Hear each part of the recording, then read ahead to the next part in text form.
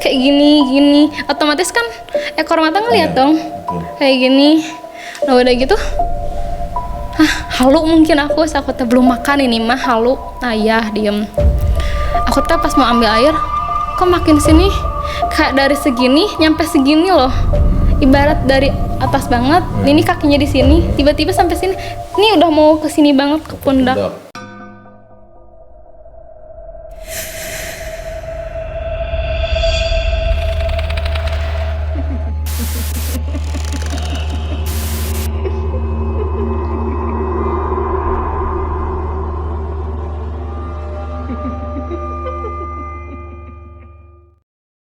Assalamualaikum warahmatullahi wabarakatuh. Selamat malam sobat Malam Mencekam sekalian. Jumpa lagi bersama kami di sini di Malam Mencekam yang akan mengisahkan cerita-cerita yang horor dan mencekam tentunya.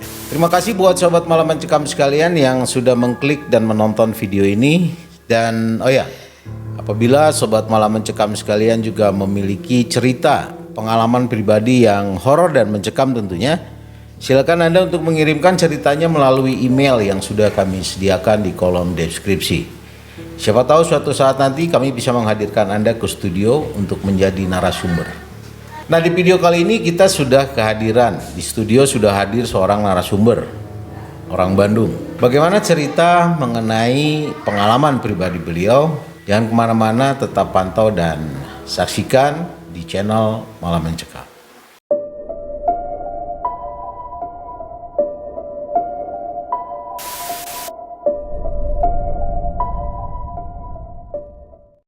Baik sobat Malam Mencekam, kita akan berkenalan terlebih dahulu dengan seorang narasumber yang sudah hadir di studio yang akan mengisahkan pengalaman pribadinya. Assalamualaikum Neng. Waalaikumsalam Pak. Iya, sareng Neng Sama Siti. Bu Siti ya. Ya. Bagaimana sih kisah ceritanya, bisa cerita nggak Mbak Siti? Jadi kayak Langsung saja ke cerita ya. Jadi kayak gini, jam 6 kita kan berhenti kerja tuh, beres kerja Jam 6 sore. jam 5. Nah jam 5 tuh kita harus renov dulu kan di toko. Adalah di lantai 1. Nah udah gitu beres renov itu sampai jam 6:10. Nah dari jam 6:10 kan otomatis kayak beres-beres dulu barang. Kayak jam setengah 4 aja udah banyak yang pulang. Jam 4, jam 5 itu udah kosong. Bos saya kan minta Siti minta tolong antar ke parkiran. Takut katanya kan kayak jalannya gelap. Nah dari situ parkirannya memang tinggal naik sedikit, nggak terlalu jauh dari gedung, jalan sampai ke parkiran, sampai nih. Nah aku pikir kayak Siti cina ayo bareng ke bawah. Aku pikir kan mau gitu bos teh. Udah gitu, Ti ya udah sok kamu pulang aja. Aku bilang pulang. Terus aku harus balik lagi ke gedung gitu kan, gak mungkin harus keliling-keliling parkiran. Sementara kan parkiran gerbang sana sini tutup. Yang ada cuma rute mobil doang.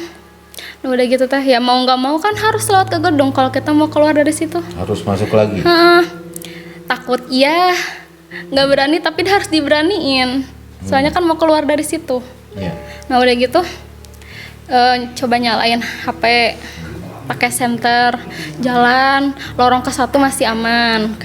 Kayak ini tuh jalan tuh lurus. Di sini kayak ada lorong 1, lorong 2, lorong 3 gitu. Kan kayak pertokoan gitu. Nah, udah gitu lorong blok ini masih kayak aman. Nah, udah kan nih sampai ke blok 6. Di sini kan ada eskalator tuh. Turun, emang eskalatornya nggak begitu panjang, cuman ada beberapa anak tangga gitu. Turun, posisi itu kayak ngadep ke sini. Terus belok ke arah kanan. Nah dari situ lurus kayak ngelewatin lorong kayak yang di atas lagi. Persis banget kayak di atas. Cuman bedanya kalau di atas tuh hawanya lebih dingin. Nah lorong ketiga, langsung lorong keempat tuh kan ketemu eskalator yang buat ke atas. Nah aku kan posisi mau keluar, kita harus beloknya ke kanan. Udah gitu, nah pas mau belok banget, di belakang nggak ada suara jalan, nggak ada suara apapun. Tiba-tiba ada kayak nyapa. Posisi di situ udah setengah takut, udah setengah pokoknya udah campur aduk perasaan teh. Udah gitu ada yang nyapa gini. Spontan kaget dong. Aku kira apa? Spontan dijawab, Iya Pak, baru pulang, baru beres renovasi, pas balik badan ngelihat pakai senter. Loh, kok ngajak ngobrol tapi ngebelakangin gitu. Si yang nanya itu? Yang aneh kan kalau misalkan orang biasa nih kayak kita gini, kalau nyapa orang tuh kayak apa ya, nyapa kayak gini, ya, berhadapan. Tapi kalau ini tuh beda, kayak ngebelakangin aja gini. Aku kan kok ngobrol, kok ngajak ngebelakangin. Karena aku kan tipe orang penasaran. Disorot dong dari atas aman sampai bawah. Pas dilihat, hah? Kok gitu? Gimana? Ngelangkang di bawahnya, nggak napak sama sekali. Kakinya nggak kelihatan, jadi cuman kayak apa ya? Kayak celana hitam kebiru-nevian gitu, jadi nggak pekat hitamnya, ngegapui aja ke bawah. Nggak ada kakinya? Nggak ada kaki sama sekali. Aku di situ kaget. Aku beneran orang apa bukan ya? Aku bilang mau ditanya takut, tapi nggak ditanya penasaran kan. Pas kaget di situ benar-benar HP jatuhnya tuh benar kayak ini yang orang itu, ini aku di sini. Nah di HP teh deket banget nih, kayak di sini banget. Jadi si kakinya tuh nggak napak ke lantai? Enggak, jadi ini lantai ya, segini, tapi ngebelakangin, anehnya itu.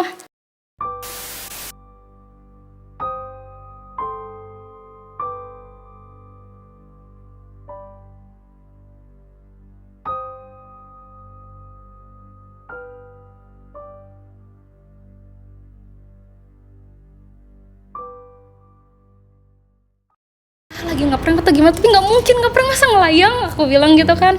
Terus HP jatuh, posisi gelap, udah gitu HP aja sama aku diambil, nggak sama tangan, sama kaki di apa sih, kayak diambil gitu, sama kaki ngambilnya.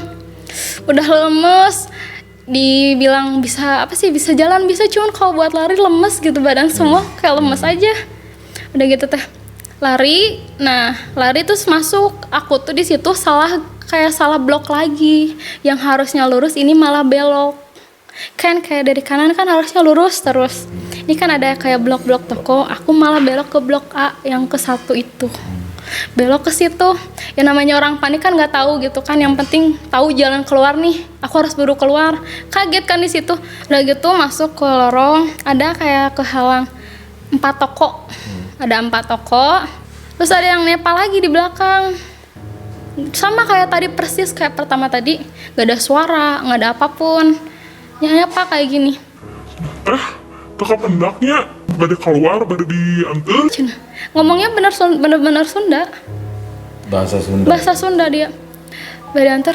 Aku bilang, suaranya persis ini mas sama yang tadi. Di situ kayak diem kayak orang udah mati rasa lah. Diem aja terus.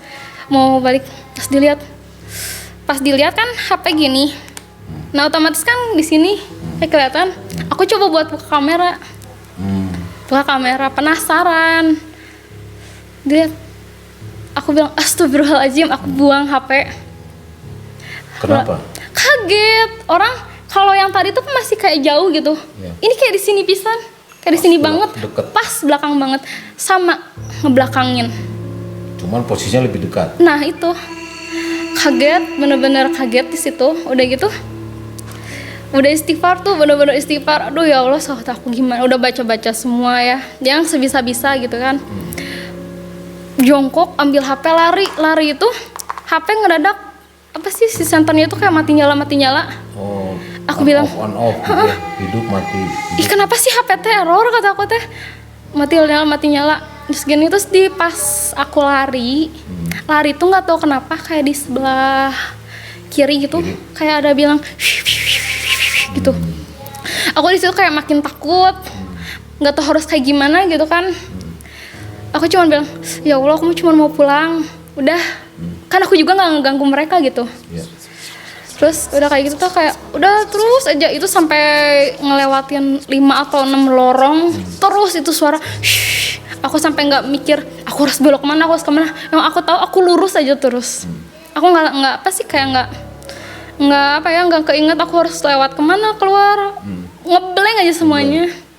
Bener-bener kayak nggak tahu kenapa itu, entah orang atau apa, tapi aku nggak ngeliat wujudnya sama sekali di pinggir. Lewat ke lorong ke yang paling ujung banget di pasar yang aku tahu gitu, ada kayak tangga darurat kebuka.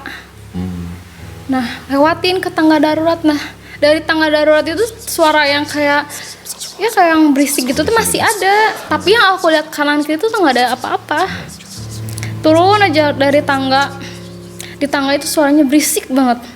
Makin sini tuh bukan kayak makin nggak ada suaranya, makin kayak ibarat dari jauh makin deket. Suaranya makin deket terus. Nah udah makin deket, turun.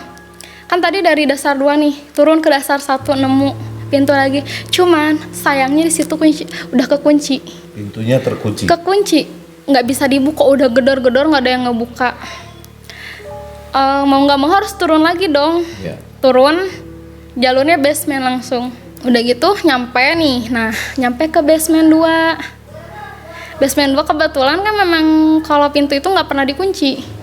Soalnya kan kayak memang orang aktivitasnya malam di situ. Udah gitu keluar, ketemu lah sama bapak-bapak yang tukang sayur di situ.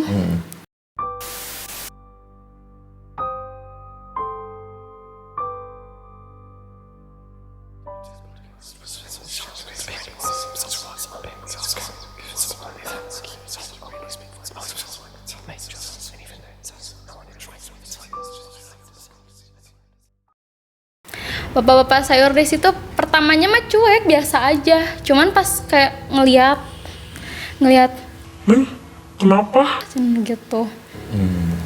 Oh nggak apa-apa pak, aku bilang gitu kan. Pertama kan namanya orang kaget, nggak inget gitu kan, masih shock. Udah gitu kata bapak teh, ih cenah si Neng ciga nama nggak apa sih, kayaknya mah udah ngalamin kejadian aneh cenah di atas, udah biasa, bilangnya tuh gitu. Si bapak itu Kayaknya mah memang udah kayak ketemu beberapa orang kayak ngalamin hal sama gitu kan. Nah udah gitu bapaknya tuh kayak coba nenangin ya. Aku kan posisi di situ takut. Terus kedua kan nggak mudah juga kan buat ke orang ngobrol gitu kan, posisi lagi bener-bener kaget pisan. Kagetnya teh bener-bener, soalnya kan pengalaman pertama juga itu. takut gitu ya. Udah takut, cemas, gugup, udah campur aduk semuanya. Nah udah gitu kata bapaknya tuh, udah Neng cenah, hayo cenah diantar nih ke dasar 2. Pak tapi nggak mau lewat sana, aku bilang gitu kan. Enggak Neng cenah, lewat sana aja, lewat depan cenah. Ya Pak nggak mau lewat sana. Aku sambil kayak bawa tas, kan digandong tas, sambil bawa HP HP juga kayak gini terus HP. Nah udah gitu nyampe ke dasar 2 di lobi, kayak apa sih, lobi utama gitu. Di lobi utama, nah udah kayak gitu ada sapam lah, ibu-ibu ya namanya ada, pokoknya mah kayak namanya Ibu Ira aja pokoknya. Nah ibu sapam ini, Neng kenapa sini cenah, duduk dulu, minum dulu. Masih masih kaget cenah gitu. Duduk dikasih minum sama si ibu teh, kayak dielus-elus, ini tuh digini-gini. Nah sok cenah, kenapa Neng cenah? Itu Bu, kataku teh. Ya itu teh, itu apa cenah? Bentar Bu, masih kaget, kataku bilang. Aku bukan kayak ngalamin jatuh atau gimana, ini kayak hal pertama banget, kata aku teh. Terus kata ibunya teh, sudah tenang, nah cerita, Bu emang di atas ada sapam. Nggak Neng, semua tugasnya pada di bawah, nggak ada yang berani ke atas. Emang ibu itu suaranya emang agak tegas, jadi kayak galak-galak gitu. Udah gitu diceritain lah sama aku kayak kejadian di atas, sampai aku ketemu yang hantu itu. Sama aku udah cerita panjang-panjang. Ibunya juga ngeluarin cerita yang sama. Nah itu dialaminya sama OB, tapi OB-nya tuh kayak baru banget masuk, kayak lagi masih masa training gitu. Masih training. Nah udah gitu diceritain, iya Neng, beberapa bulan yang lalu juga ada, sama persis kayak Neng, malah kalau OB itu lebih parah. Iya Neng, parah cenah. Ini mah bukan sekedar dinampakin, tapi diganggu juga. Kayak nyapa, terus udah nyapa teh kayak ngikutin, terus kadang jahil megang apa gitu. Oh Bu, diikutinnya sampai mana? Sampai dia beres kerja. dia nggak beres ngekerja, dia tinggalin kayak tempat sampah, sapu-sapunya ditinggalin semua di dasar 2. Kata aku teh, Bu, di mana tempatnya? Aku bilang gitu kan, pas pertama kali dia diliatin sama yang itu. Aku bilang gini, kata ibunya gini, itu Neng katanya deket eskalator yang mau ke atas, yang deket toko sebelahnya. Hah, di situ Bu, bener? Kata aku teh. Iya bener, kenapa Neng? Neng juga di situ ya diliatinnya, cina gitu. Oh, lokasinya sama? Sama persis. Kata ibunya teh, Neng juga diliatin ya di situ, Cen. Tapi mukanya teh kayak biasa aja, nggak ngeliatin kaget atau gimana. Kayaknya ibu itu udah biasa mungkin ya. Oh sama ya Neng juga. Iya Bu, di situ. Cowok bukan Neng? Iya bukan, aku tadi udah cerita cowok. Si ibunya juga bilang iya sama itu juga, cuman yang OB ini dia kan memang gak dikasih tahu sama rekannya kalau misalkan kamu dapat shift malam pasti bakal ada kejadian gini kalau kebagian di dasar ini gitu. Kalau yang lainnya kan senior, dia udah pada tahu kalau giliran disuruh di shift di dasar itu mereka sampai jam 5 aja pada nggak mauan gitu. Nah yang ini juga sama Neng, cina gitu, kayak keliling-keliling toko, nemu jalan gak nemu-nemu gitu ya, kayak nyasar. Kata aku, iya Neng sama itu juga, malah ini mah sampai si OB-nya jatuh di tangga katanya. Jatuh di tangga ya, kata terus saking kagetnya mungkin Neng jatuh di tangga. Soalnya kenapa si sapam itu ngedadak ada di depan, cuman ngebelakangin lagi sama.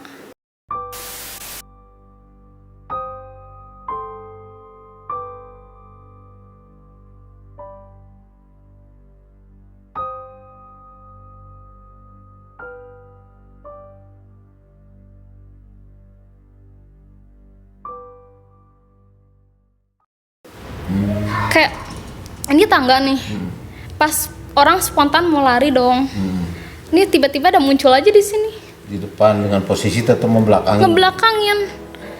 Aku teh, Bu kenapa ya ngebelakangin terus? Kan terus ibunya bilang, ah Neng udah biasa itu mah, diusir juga hese cina gitu, susah cina. Susah ya. Udah gitu, benar-benar pengalaman paling yang gak mau diulangin lagi lah. Dan itu pertama kali mengalami ya? Pertama kali banget. Gitu. Oh pas dari pulang. Kejadian itu? Pas pulang itu jam 6.34. 6:30. Nah ya, terus aku kan kayak disuruh pesen ojek online kayak gitu. Nah disuruh pesen ojek online, nunggu kayak ada sampai 15 menitan nunggu. Mau pulang ini ya? Nah ini mau pulang. Udah gitu pesan, kebenaran HP di situ 5% lagi aku matiin kan karena memang udah pesen. Nah nggak lama kemudian terus kayak ojeknya datang. Cuman aku pikir di situ ya namanya orang kayak baru ketemu gitu, kok sombong ya ojeknya, cuman nih gitu doang nih ya, kayak ngasihin gini doang, jadi nggak ngeliatin muka, ngasihin gini doang. Aku ambil helmnya, naik dong di belakang Tanpa basa-basi? nggak ada ngomong, nggak ada apa-apa ya? kayak gini kan biasanya kalau Gojek nih Neng atau gimana. Ini nggak, jadi kayak ngasih ke sini doang, ngasih bener-bener ngasih doang. Aku naik di belakang sampai aku, Pak nanti sebelah sana belok ke kiri. Gimana sih orang kalau naik ojek kan pasti diarahin kan, takut nyasar juga. Pak belok kiri kan biasanya kayak ngomong ya Neng atau gimana gitu. Menjawab ya? Ini nggak ada ngejawab sama sekali, suruh belok gini, jadi biasa aja flat. Aku bilang oh mungkin orangnya nggak suka ngomong. Nah udah gitu jalan ke rumah juga, yang aneh itu nyampainya cepet banget. Yang harusnya aku pikir ya setengah jam atau 45 menit, ini kayak cuman yang aku rasa cuman kayak 15 atau 20 menitan Udah sampai. Hah cepet banget aku bilang. Nah mungkin gak kerasa, berani akunya lah masih kaget gitu kan. Turun ngasihin helm, posisi kan tas di sini. Aku mau ngambil gini, pas balik kaget dong. Orangnya nggak ada, motornya nggak ada, motor nggak ada, orang nggak ada sama sekali. Aku bilang bentar, tadi kan cuma gini doang, ngambil uang doang kayak gini, tapi pas balik kayak gini udah nggak ada suara motor lewat lah atau gimana. Iya, nggak ada suara motor pergi gitu. Nah nggak ada. Gila, kalau aku tuh udah nyampe ke rumah, diaktifin HP kan. mau ngasihin uang lah, kan kasihan udah jauh-jauh masa nggak dibayar gitu kan. Udah gitu dibuka, hah kok di cancel? Si bapaknya juga sempat ngechat, Neng punten bapaknya nggak bisa menganterin istri katanya gitu. Di cancel. Terus aku tadi naik apa tuh kata aku teh, nyampe ke rumah, di rumah tuh nggak langsung masuk, diem depan pintu, diem bener, yang namanya bener-bener diem. Banyak pertanyaan ya dalam hati ya. Aku diem aja sampai orang rumah nggak bukain pintu. Teteh, kenapa masih di luar? Kenapa nggak masuk gitu kan? Biasanya kalau aku masuk rumah ketok-ketok assalamualaikum gitu kan. Ini nggak diem. Teh masuk ke rumah aja sampai sama adik dipegang. Tuntun. Dituntun. Sok teteh duduk kenapa? Cina. Hah? Nggak apa-apa. Aku teh ngelewas ke kamar.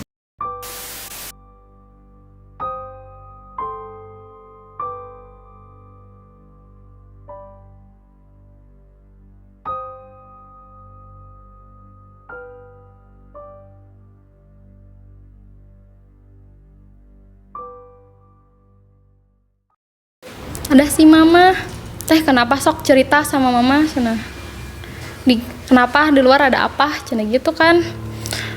Ini mah tapi jangan cerita ke si bapaknya kata aku teh, nanti si bapak bisa aneh-aneh kata aku teh.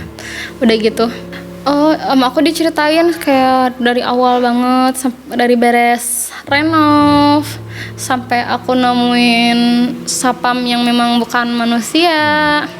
Aku apa ya, kayak sampai semua kejadian, sampai kayak aku naik ojol bukan manusia juga. Aku ceritain Ari teteh cenah tos di mana wae nah sampai ka ditutur-tutur gitu. Kata si mama. Hah? Enggak mah, enggak ngapa-ngapain. Sok coba inget-inget. Enggak mah. Sok inget-inget teteh ngomong apa. Ada teteh mah waktu itu juga cenah. Ada yang ngikutin teteh ke rumah kayak gitu, teteh ngomongnya sompra. Enggak mah, sumpah kata aku nggak sompra, nggak apa.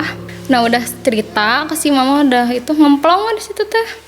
Kayak cerita sama si mama. Nah udah gitu sama si mama nggak dibiarin, kayak pulang sampai jam 6 disusulin tempat kerja.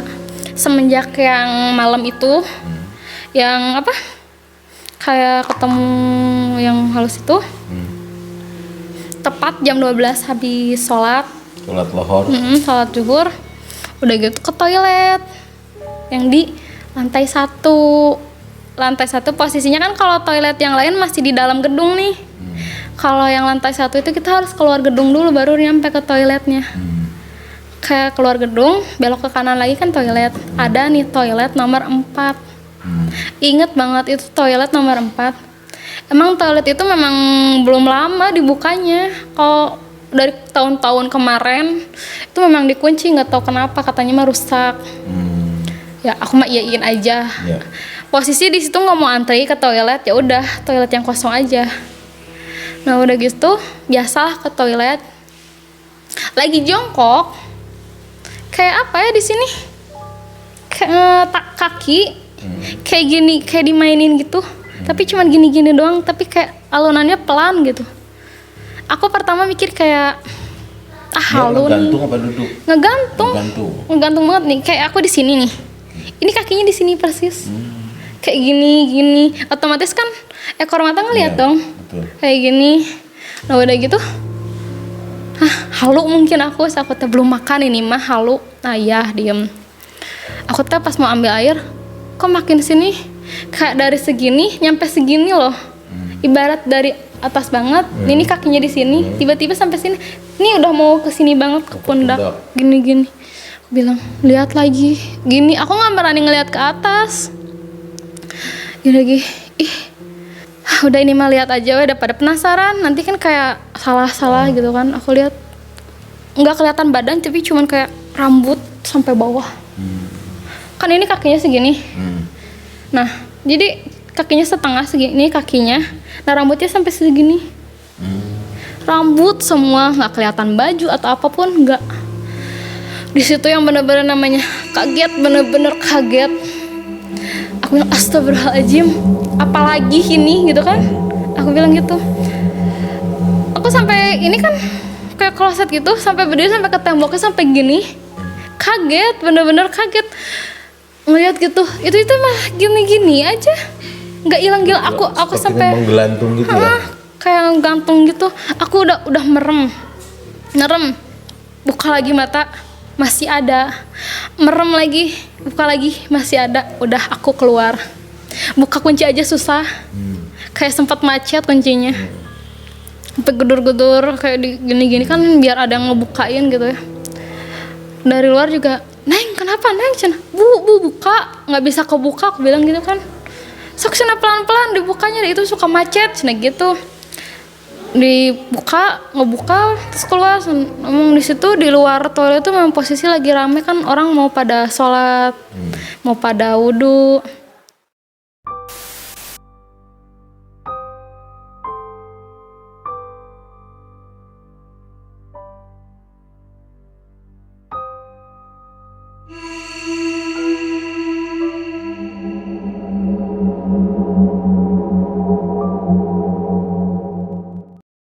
Sampai sekarang Neng masih kerja di situ ya? Masih kerja, udah sempat mau keluar juga cuman gak jadi lagi. Oh, seru juga ya. Nah, kira-kira dari pengalaman yang Neng alami, ada pesan nggak nih yang mau disampaikan ke Sobat Malam Mencekam? Pesan aku sih kayak gini, kita kan hidup berdampingan, nggak sendiri. Dibilang nggak percaya tapi ada, dibilang percaya juga kan nggak kelihatan. Jadi intinya memang nggak usah ngomongnya nggak usah sompral, terus saling menghargai lah, kan kita juga hidup di dua dunia juga, nggak satu dunia. Jadi hidup kita berdampingan, ada dunia mereka, ada dunianya kita juga. Jadi saling ngehargain kalau misalkan kitanya nggak mau diganggu. Jangan Gitu. sompral Nah ya. itu intinya mah. Nah ya. Itu ya saling menjaga lah, saling apa ya namanya? ngehargain aja. Menghargai ya. Oke, terima kasih Neng sudah menceritakan berbagi kisahnya kepada Sobat Malam Mencekam. Ya semoga ke depan ya semakin baik lah ya.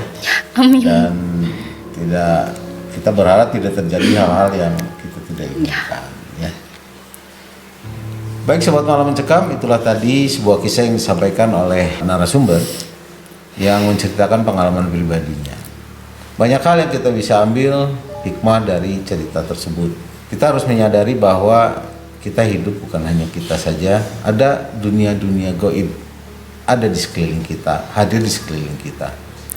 Yang terpenting adalah kita jangan takabur, jangan sompral bicara, jangan mengganggu, karena kita juga tidak mau diganggu. Dan yang paling penting lagi adalah tetaplah kita selalu memohon perlindungan kepada Allah Subhanahu wa taala agar diberikan kekuatan dan perlindungan dari hal-hal yang tidak kita inginkan darinya. Selamat malam Mencekam, semoga cerita ini memberikan pengalaman yang positif, pelajaran yang positif, banyak hikmah yang kita bisa ambil dari pengalaman yang dialami oleh narasumber. Terima kasih sudah menonton video ini, dan jika Sobat Malam Mencekam sekalian memiliki pengalaman pribadi yang horor dan mencekam tentunya, jangan lupa untuk mengirimkan ceritanya melalui email yang sudah kami sediakan di kolom deskripsi. Saya tim Malam Mencekam dan narasumber juga seluruh kru tim Malam Mencekam, kami harus pamit mundur, namun kita akan ketemu di video-video lainnya yang tidak kalah horor dan mencekam. Terima kasih. Assalamualaikum warahmatullahi wabarakatuh.